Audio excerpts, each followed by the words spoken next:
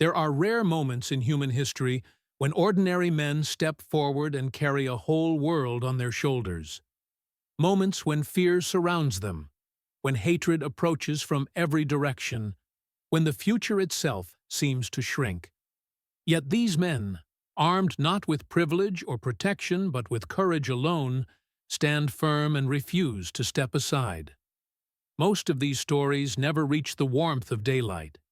They sit in forgotten letters, buried archives, and fading memories. But there was one day, one impossible, unbelievable day, when a group of black soldiers, underestimated and ignored, transformed into legends. It was a day history tried to silence, erase, and bury. But the truth has a pulse, and today, that truth rises again. Before the story begins, the narrator invites everyone to pause for a moment. This channel exists to uncover the history hidden behind curtains, the stories that were never allowed to grow.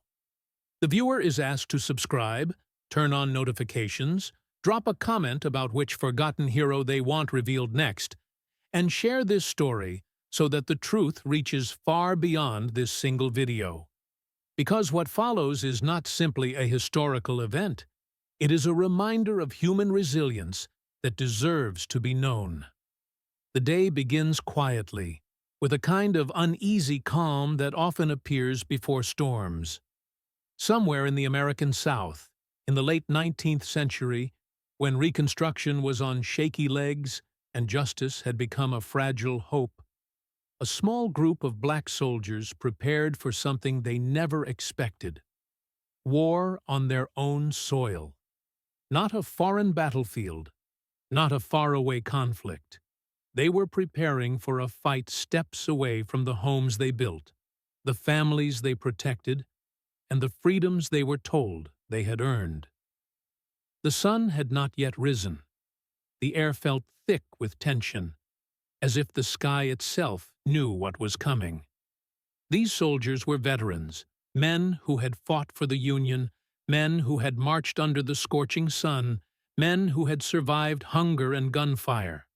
Some were young, still carrying the raw determination of new adulthood.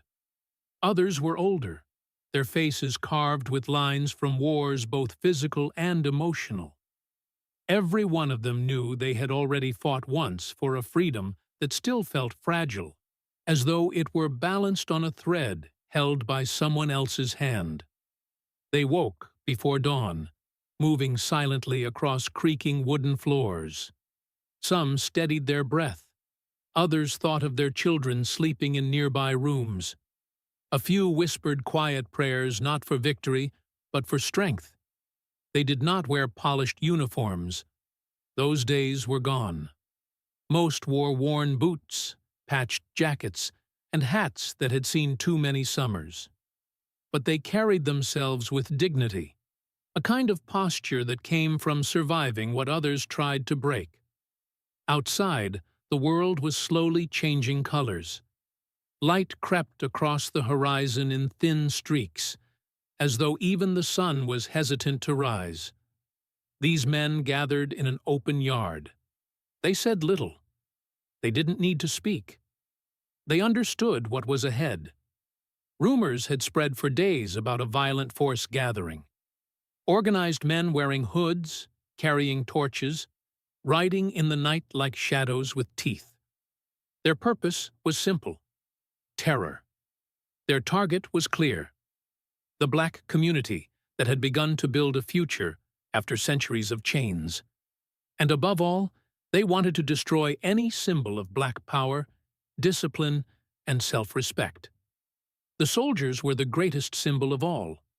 These veterans were seen as a threat, not because they were violent, but because they represented everything the old order feared: trained black men who understood leadership, unity, and strategy. Their very existence challenged the lie that black people were incapable of discipline or intelligence. So groups formed with the sole purpose of destroying this symbol, of pushing the community back into silence. But the soldiers would not break. They had already survived the worst systems of cruelty. They had survived battlefields where cannon fire filled the sky.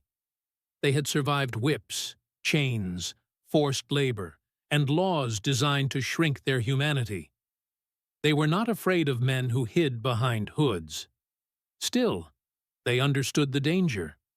The mob they expected wasn't made of a handful of drunk troublemakers.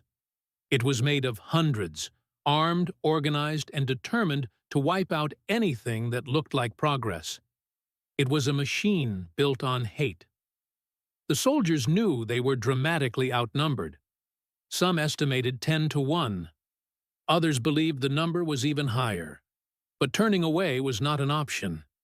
If they ran, their families would die. If they stayed silent, their community would be destroyed. If they stood their ground, they had a chance.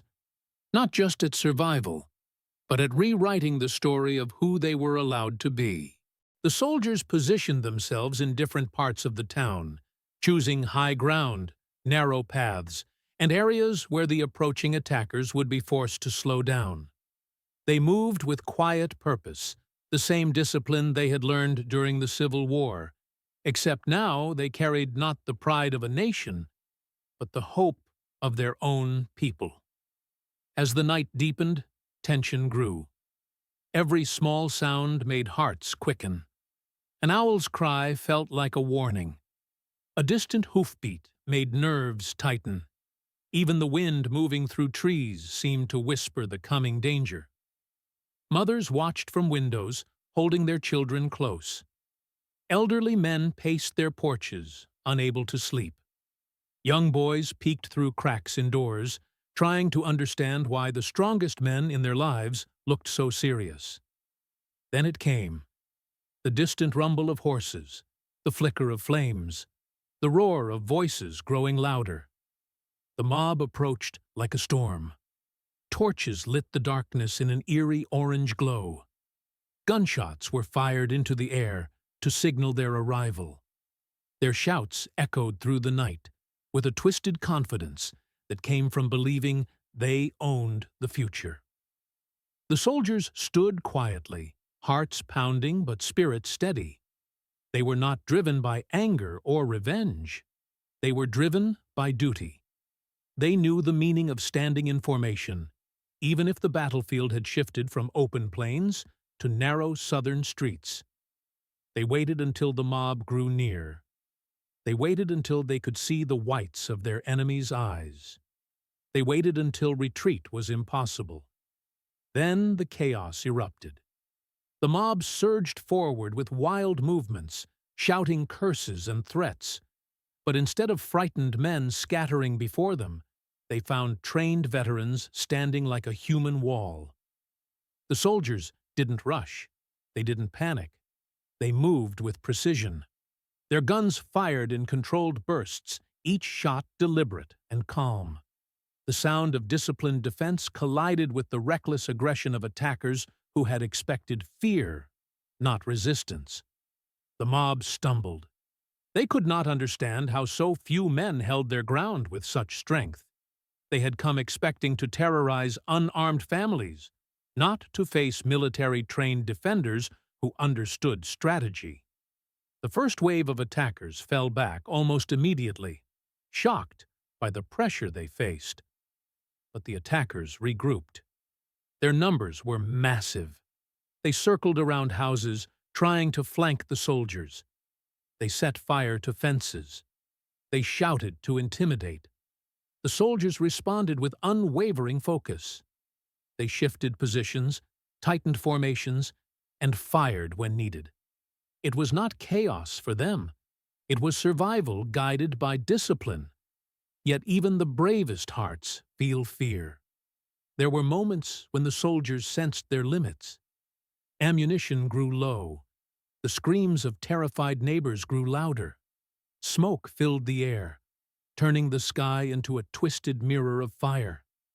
The soldiers' arms ached from the weight of holding rifles. Sweat dripped down their faces. Their lungs burned. There was a moment, a terrifying, pivotal moment, when it seemed the mob might overwhelm them. More attackers arrived, swelling the mass into a sea of hatred. The soldiers looked at one another. Some eyes were filled with exhaustion, some with uncertainty. But in each man's face, a flame still burned. They had not fought through slavery, war, and injustice just to fall here. One veteran, older than the rest, stepped forward. He tightened his jaw, raised his weapon again, and said quietly, "Hold." That single word carried the weight of their entire struggle. The soldiers anchored themselves where they stood, mentally and physically. They refused to bend. They refused to break. Something shifted in that moment. Not in the soldiers, but in the mob. The attackers began to realize something they never expected. These men would not move. They would rather die than surrender their homes. And as the mob hesitated, their fear slowly replaced their confidence. Darkness began to break. The first hints of dawn painted the sky in faint strokes of blue and gold. The mob, once furious and sure of victory, now found themselves losing ground. Their torches flickered weakly in the morning light. Their formation broke apart. Confusion spread through their ranks. The soldiers used this moment. With a final wave of determination, they pushed forward. The mob retreated, stumbling backward in disarray. Shouts turned to panic. Horses turned and fled. What started as an attack meant to terrify black families ended with the attackers terrified themselves. As the sun rose, the battlefield grew quiet. Smoke floated upward into the pale sky like a memory disappearing. The soldiers stood breathing heavily, muscles trembling, hands shaking from the intensity of the fight. But they stood. Families, seeing the mob retreat, emerged slowly from their homes. Women cried tears of relief. Children ran to the soldiers with open arms. Elders whispered prayers of gratitude. The entire community understood something profound. These veterans had not only defended their people, they had changed their destiny. That morning became a symbol of strength, a symbol of unity, a symbol of what could happen when courage does not bow to hate. But symbols can be dangerous, especially to those who fear change. And so the effort to erase this day began immediately. Newspapers lied. Officials rewrote the story. Some claimed the soldiers had provoked violence. Others claimed nothing happened at all. Reports were buried. Names were omitted. Documents vanished. Whites who supported the truth were silenced, and black voices were ignored.